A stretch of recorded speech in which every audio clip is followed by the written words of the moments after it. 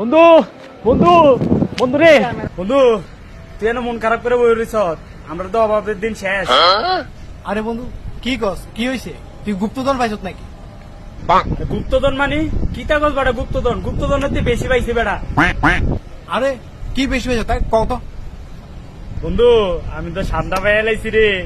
আরে কস কি বেড়ে, এবার তো আমরা বড় লোক হয়ে যাবো। আয় বন্ধু তোর দেখামু লস। আয়